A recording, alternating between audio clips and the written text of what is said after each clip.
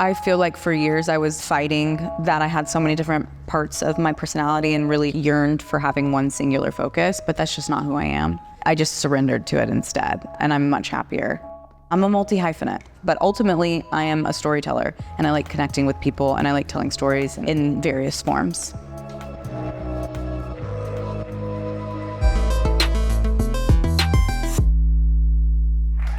Paige Elkington got a shout out already. Her YouTube shorts are hysterical. She interviews fascinating people on her podcast, and she's also writing a movie. Hi, my name is Paige Elkington. I am a podcaster, actress, writer, comedic personality on the internet, among other things. I grew up in Knoxville, Tennessee, had absolutely no idea that I was gonna have any type of career in the entertainment business. I didn't know anyone who was in the entertainment business. I moved to LA to work for a entertainment agency, had a normal corporate job. I started making comedy videos on my Instagram and on Vine at the time and other platforms that were going on, and built a following that way. I would say relatable is the consistent theme with all of my content, whether it's podcasting, Instagram, or writing. All right, okay. As someone who's childless and in their 30s, like parenthood is such an abstraction to me. And like, no matter how many times I hear people describe parenthood, I don't think accurately conveys it. Well, I have a podcast where I interview people that I think have cool jobs or are doing cool things in life. My content on the podcast is very open, vulnerable, funny, out there. And I would say that the content that I create for Instagram and for TikTok and for YouTube is normally very funny. The aim is to make people laugh. But with my writing projects, I would say that is where I move out of the comedy space. My recent projects have been a lot of like dark comedy or drama or things that are a little more depressing.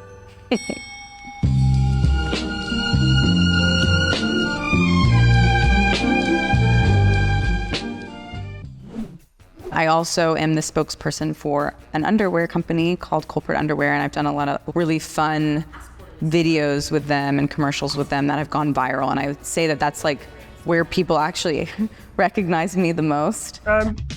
Will you go out with me? We tried it once, didn't work.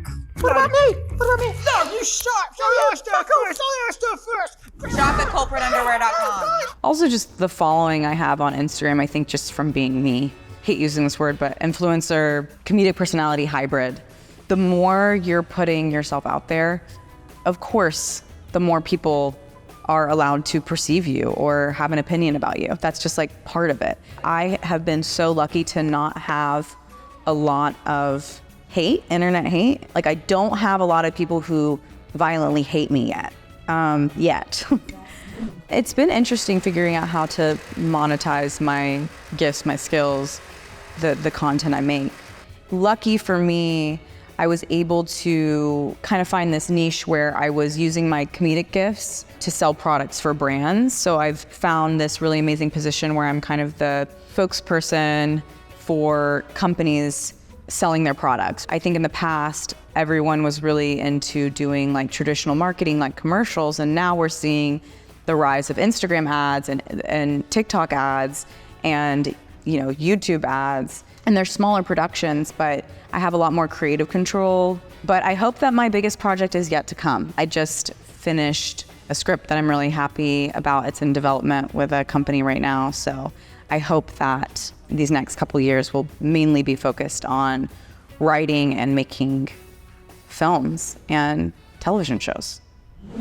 As I look ahead, I think there's going to be a space for smaller projects to really succeed, which I'm thrilled about. I think people are more open to original content from people that they haven't seen before, or maybe it's like their first time directing or writing. I think we'll see a lot of stars coming from, social media platforms. It makes it easier to break into an industry that was once really tough.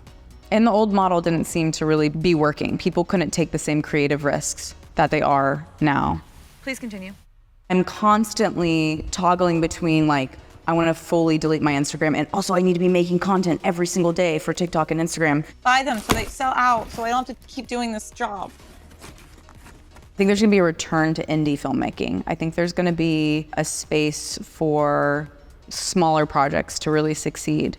If you think about what's happening with the strikes right now, the way things are going right now is just not the way. And I think that people are going to start investing in indie filmmaking and smaller projects in a way that maybe hasn't happened before.